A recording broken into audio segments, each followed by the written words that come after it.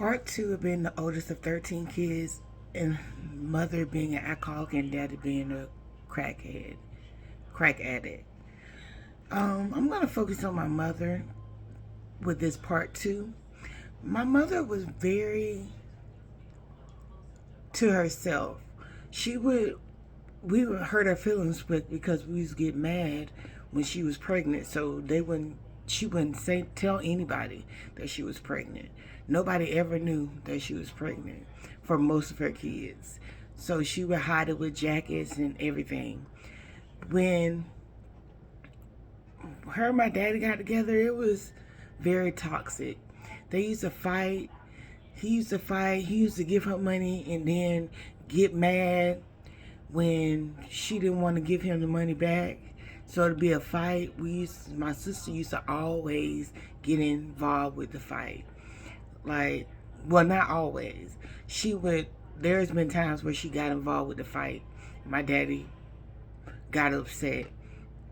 But my mother, I have to say she's a strong woman because she had kids. She had 13 kids and probably 11 of them, she never went to the hospital, doctor appointments or anything. She just, when it was time to have them, she just went to the hospital. My mother was afraid of doctors. That's why she didn't go to the doctor's appointments. I don't even know, me being the oldest, I don't even recall or know if she went to the doctor with me. Me being her first child, I would think she did, but I don't know if she did or not. But my mother stayed in the bed a whole lot. Me and my sister, we took care of the kids.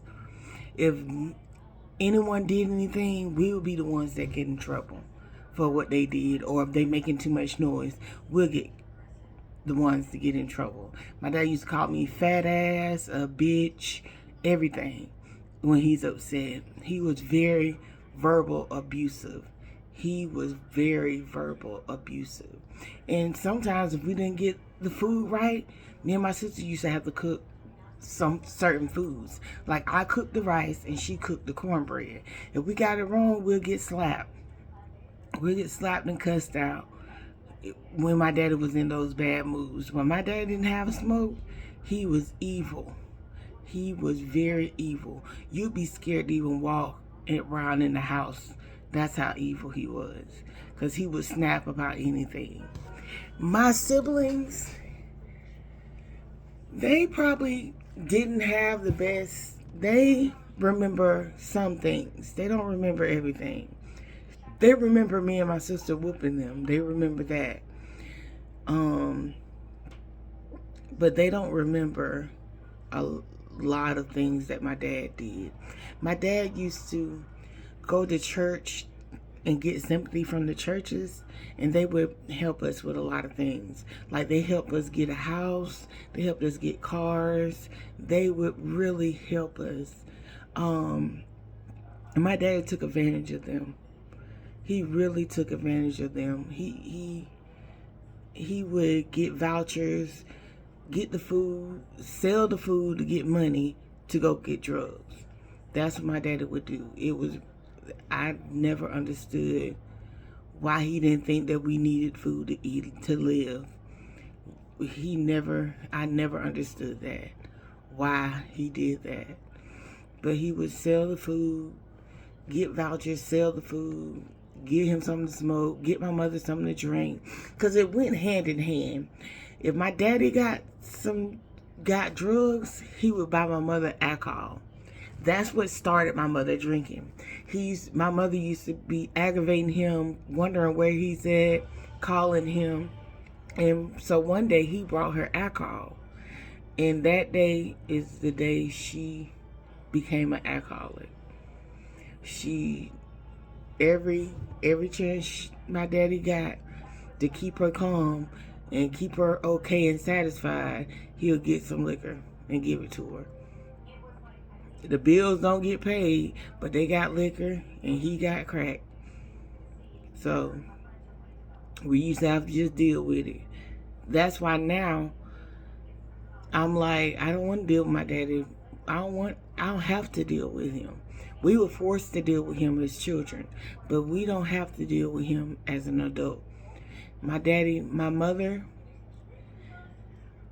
eventually passed. She passed in 2019, December.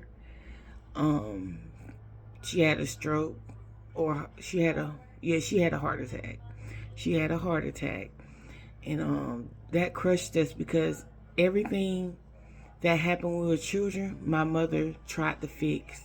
And she did. She became the best mother ever. She became a woman that we didn't know. I guess she had to find the right man. She found the right man, and she loved on us like no other. There's nothing she wouldn't do for her. If we needed a place to stay, we can go stay with her boyfriend. They really took care of us. And thank goodness my mama found a man that was willing to take care of or deal with 13 kids. But eventually, I'm sorry, I'm everywhere. But eventually, we got taken away. What happened was, me and my sister ran away. Before we ran away, we asked him could we go, because we were never allowed to go places. We asked him could we go to this end of the school year party, and he said no.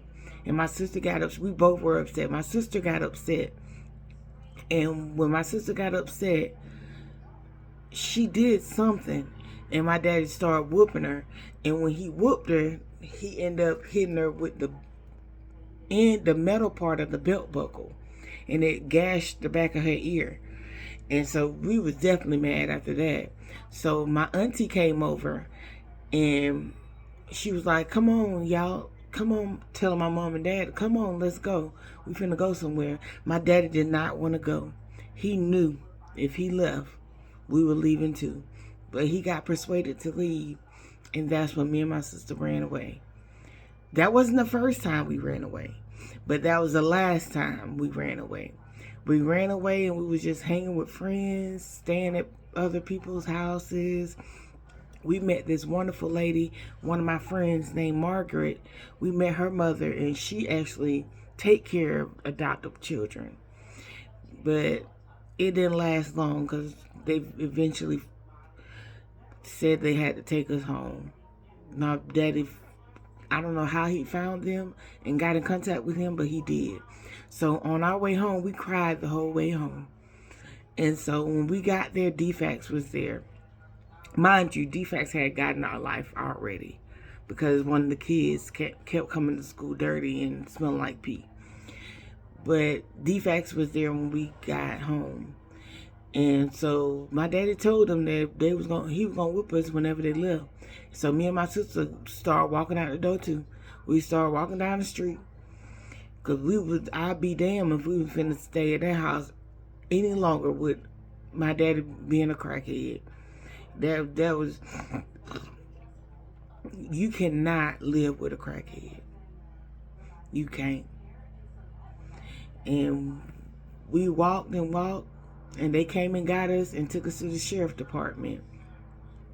My daddy after we told them the reason why we didn't want to go. We said in front of our dad and our mom that our mom is an alcoholic, all she do is drink, and that my dad does drugs and he blows all his money. That really made them mad, so we knew we were going to get a whooping once they left. That's why we walked out the house and started walking down the road. But when we got to the sheriff office, the sheriff, my daddy started fussing at us, and the sheriff told him to shut up, be quiet. And that's when my dad had to find a place for us to go. And he really did that. He really got us back. And tune into part 3 of what happened, who my daddy signed up for us to go stay with.